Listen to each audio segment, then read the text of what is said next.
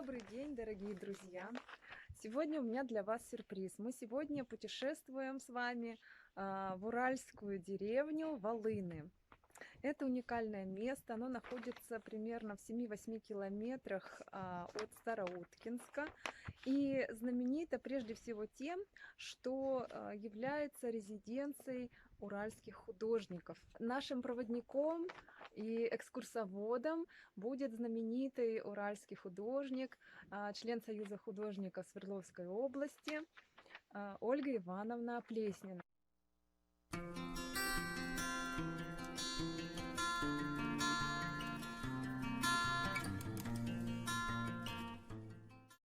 Сейчас мы находимся на высоте 272 метра над уровнем моря. Это самая высокая точка в деревне Волыны. Здесь не было никогда колхозов, совхозов и других объединений.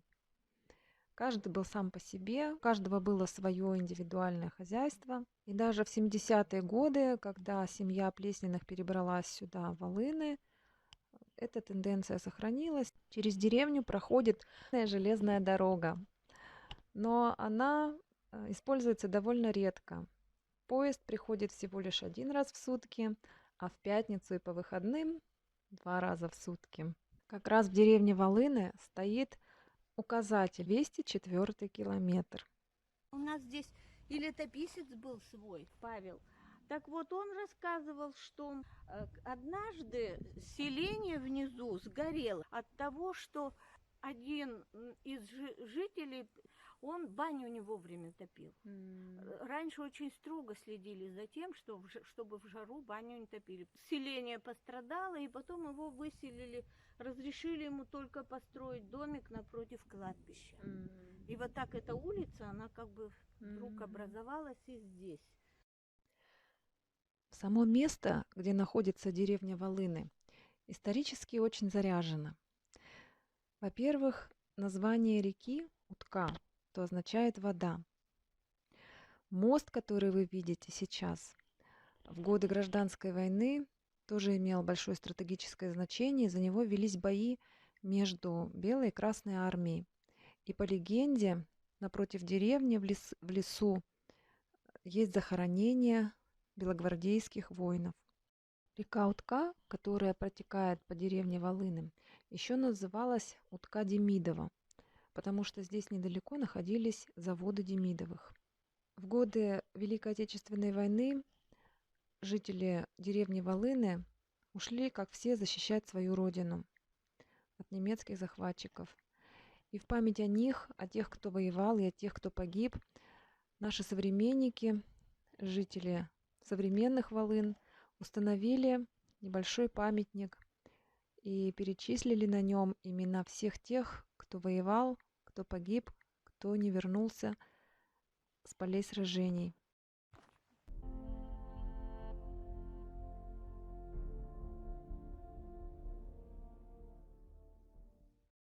Первые художники прибыли сюда для того, чтобы оформить пионерский лагерь. И в советское время художникам было поручено оформление его территории. В частности, они делали красивую мозаичную стеллу. Делали ее, вот если я не ошибаюсь, Гусев Леонард Александрович, он и сейчас здесь живет. Затем Сосновская Лора Ефимовна и вот Савицкая Евдокия Павловна.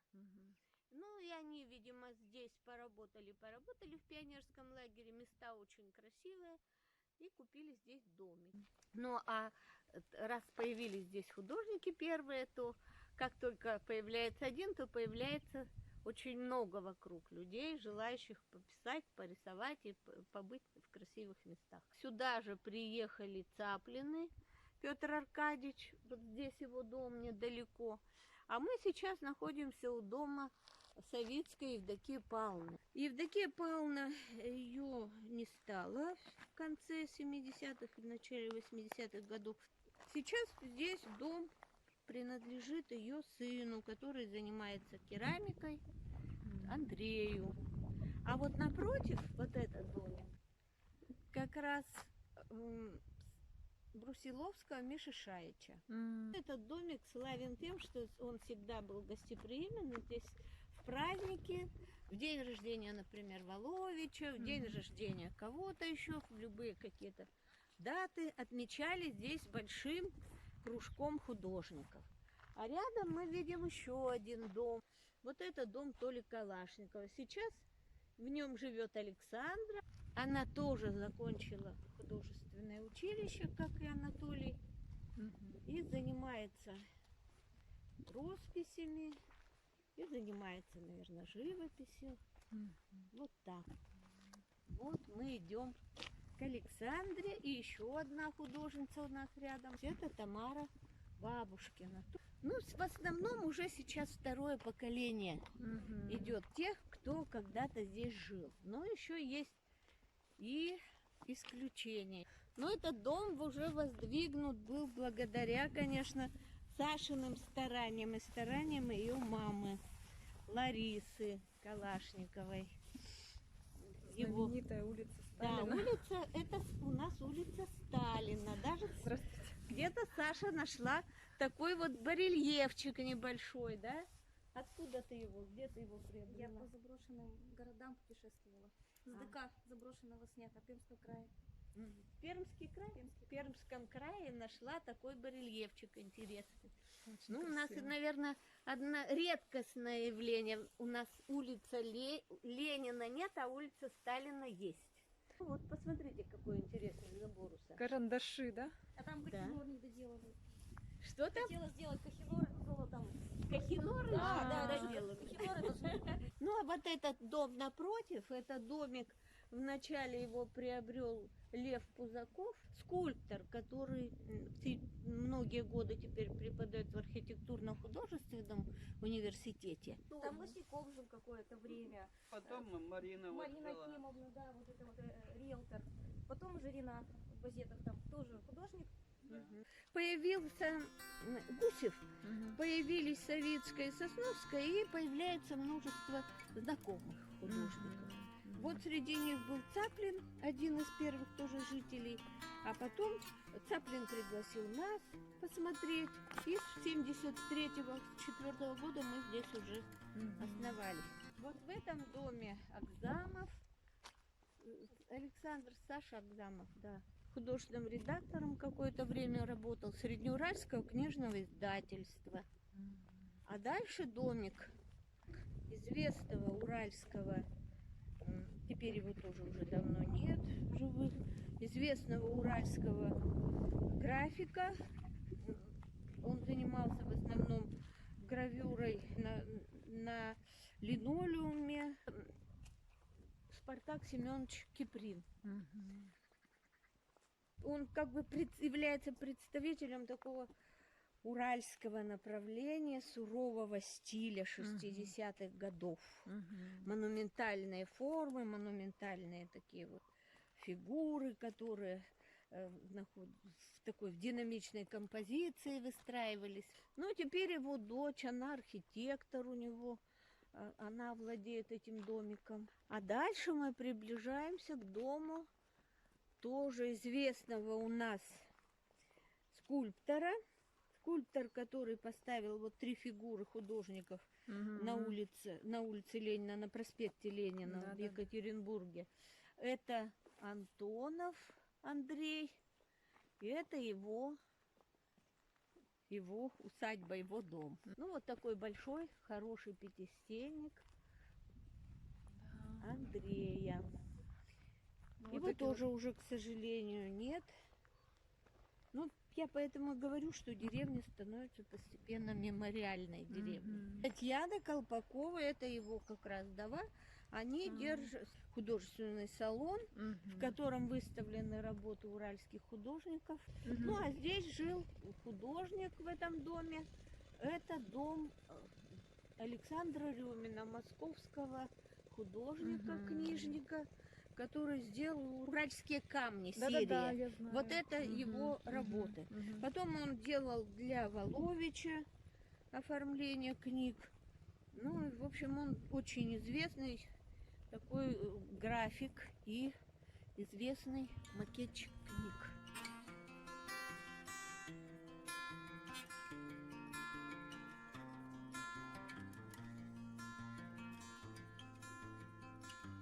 сейчас по правую руку видим уже дом Светланы Тарасовой, а живописец. Много интересного пишет. Теперь нам нужно пройти в другую сторону деревни. Там улица будет уже называться Калинина, хотя это одна и та же улица. Ну, она. И можно посмотреть дома других наших художников.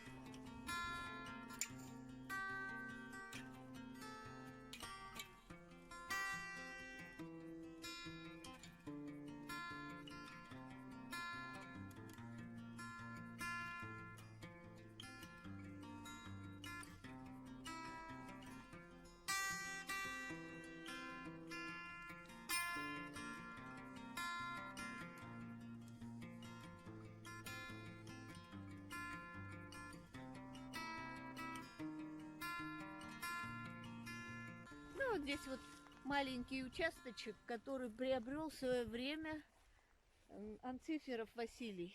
Любовь и Василий Анциферов есть такие у нас преподаватели в детской художественной школе много лет преподавали, и сейчас он еще, по-моему, преподает. И он живописец, а Люба Графина. А вот я читала, что здесь где-то в августе фестиваль проходит. Это в Старой Утке. Не в Старой августе, в Утке. конце июля, в В конце день июля. рождения Старой Утки. Это последнее воскресенье июля обычно проходит вот этот пленэр. Его организовал Жаков Владислав, уже тоже лет около 80. А Старая Утка его поддержала идею. И сейчас эти пленэры проходят, они всероссийские, даже люди приезжают. Я вот знакомилась здесь на одном из таких выставочных мероприятиях. Я познакомилась с художниками из Узбекистана, значит, уже и международный какой-то характер. Вот, сейчас пройдем туда подальше.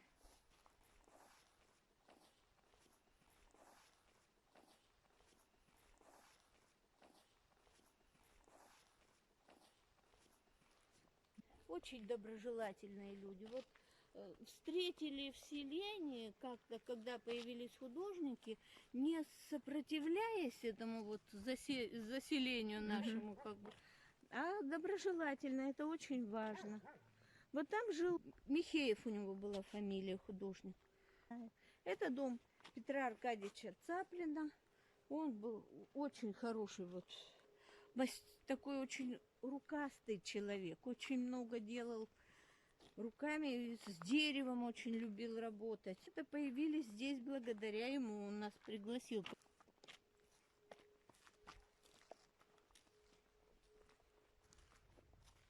Да, красиво. Теперь его сын живет здесь, у него и внучка уже поступила в РГППУ, собирается быть художником, и сын Игорь Цаплин, художник, член Союза художников тоже. Вот мы только что прошли их домик. Сейчас пойдем приближаемся к домику еще одного художника, Гусева Леонарда Александровича, которому уже, я не знаю, наверное, уже 90 есть лет. Но вдруг удивил меня года 1,5 назад, да, мы участвовали по приглашению в выставке художников-профессионалов с мужем. У меня были графические несколько листочков, у него 3 триптих, я выставила его картины. И вдруг я увидела много интересных работ огромного размера, вот, требующих живописных работ, требующих колоссальной энергетики, затрат вот, физических, эмоциональных. У Леонарда Александровича с такой мощной, сильной, молодой энергетикой. Это наша с вами история, это наш с вами вот, как бы промышленность вот эта вот автомобильная, да? Это наше с вами стремление всех к какому-то благополучию, да, и к какому-то пониманию прекрасного в жизни, когда мы чего-то достигаем. И поэтому эта машина здесь до сих пор. Ее сколько раз пытались увезти цыгане, забрать в металлолом, там еще кто-то, ну, те, кому она принадлежит, не отдают.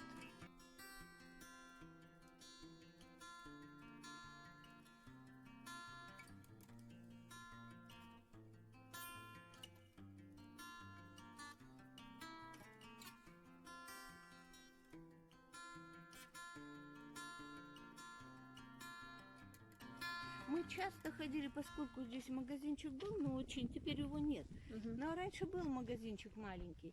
Ну, хотелось вот какого-то путешествия, хотелось что-то посмотреть в старой утке. И мы шли туда пешком. Но не было случая, чтобы не останавливались. Трактор так трактор, машина так машина, грузовик так грузовик, легковушка так легковушка. Не останавливались и не предлагали тебе: садись, мы тебя довезем. И не было вообще речи о том, чтобы взять деньги. То есть это даже оскорблялись люди. Как так? Вот видите, Сталина 53. Правда, вот символичное какое-то вот название, да? Да-да-да. 53-й год и Сталин. Улица Сталина. Ну вот здесь мы с вами видим дом Леонарда Александровича, как раз живописца, молодого живописца, несмотря на свои преклонные годы. Ну, у него дочь тоже закончила, Наташа, художественное училище. Идем дальше по улице, теперь уже Калинина.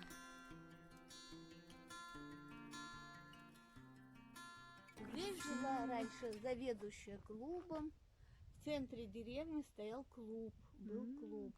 Но теперь он как бы разделен на два сруба, на две части и в частные владения отдано. Вот сейчас мы увидим скоро дом Метелева Германа Сильверстовича, его жены Зои Малининой, театральной художницы. Она работала в ТЮЗе и делала спектакли для, ну, постановочные работы для ТЮЗа. Да, вот люди, мне кажется, часто не замечают работы художников. То есть, допустим, приходят в театр, видят занавес, воспринимают его как само собой разумеющееся. И даже в мыслях нет, что это работа художника. Каждый спектакль — это постановочная работа. У нас в городе замечательные художники есть. Я, например, очень уважаю Анатолия Шубина как художника театрального. Он в ТЮЗе проработал много лет, ну и ставил спектакли в других театрах.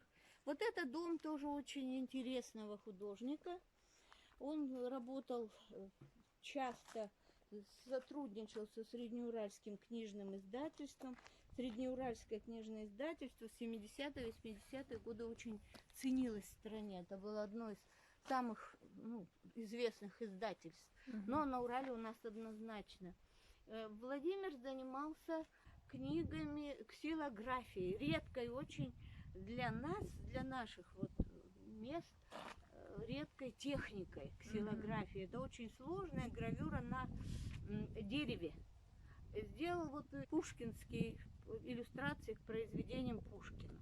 Ну, вот запомнила его как хорошего очень ксилографа. Одна из дочерей тоже закончила у нас училище в Петербурге. И вот теперь как художник работает.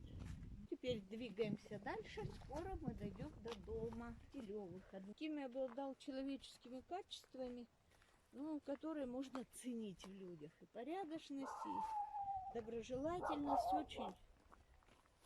Очень хороший человек. Потому что одно время делал какие-то плакаты для Союза художников, а он должен был их принимать и как-то отсматривал и давал мне свои советы. Ну вот это уже дом Германа Сильверстовича Метелева. Калинина, 13. Он живописец. Он занимался, видите, вот все это его ручками было сделано. То есть вот заборчики, эти все украшения там. Любил, с теплотой душевной относился ко всему этому. Вот там рамочка, окошечко, видите, какое сложное сделано. Любовью, с любовью.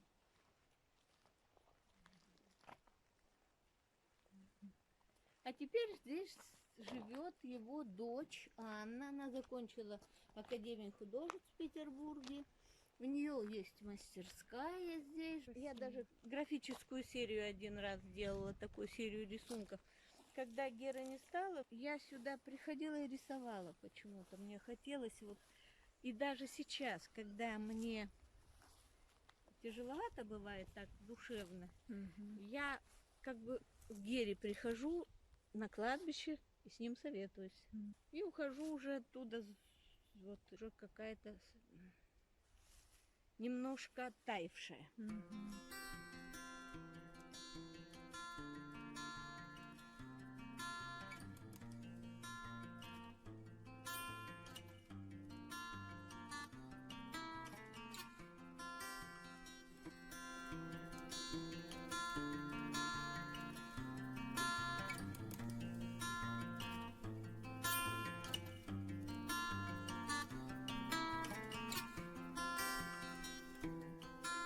Сверху видите какое завершение? Это тоже Да. Герина работа. На крыше на трубе. Да-да-да. Ну, а теперь мы подойдем. Мы работать начинали когда-то в Институте технической эстетики вместе. И когда мы в 1974 году здесь появились, то мы купили сразу два дома. Один дом мы взяли себе на горе, а второй дом мы купили для моей подруги Нины Реутовой. Тут у нас очень известный сейчас есть дизайнер книг и художник очень хороший, Виктор Иванович Реутов. И Нина Борисовна, она вот работала со мной вместе в Институте технической эстетики в Уральском филиале. После этого она уже преподавала в детской художественной школе номер 2 много лет. Ну, теперь на пенсии и ездит сюда. Вот мне лично в жизни очень повезло на то, что я повстречалась со множеством хороших людей. Вот хорошие люди, замечательные люди. Вот это, да? их дом? Да, это их домик. Ну, еще один дом. Еще. Нины Васильевны Костиной, профессор архитектурно-художественного университета. Здесь же живет ее сын Валерий, который теперь заведует кафедрой станковой живописи. Вот любимая нами всеми беседка. А здесь еще указатели, которые тоже давно-давно были сделаны. И Нина Васильевна, несмотря на свой глубокий возраст, она преподает и в этом году тоже выходит на работу и работает. На этом наша встреча с деревней Волыны заканчивается. Мы от всей души благодарим замечательную Ольгу Ивановну за ее подробный рассказ, за то, что она потратила на нас весь день, показала деревню, ее прекрасных жителей, рассказала о том, как все здесь начиналось. Приглашаем вас в гости, приглашаем вас на пленэр, в Старую Утку. Будем рады новой встрече.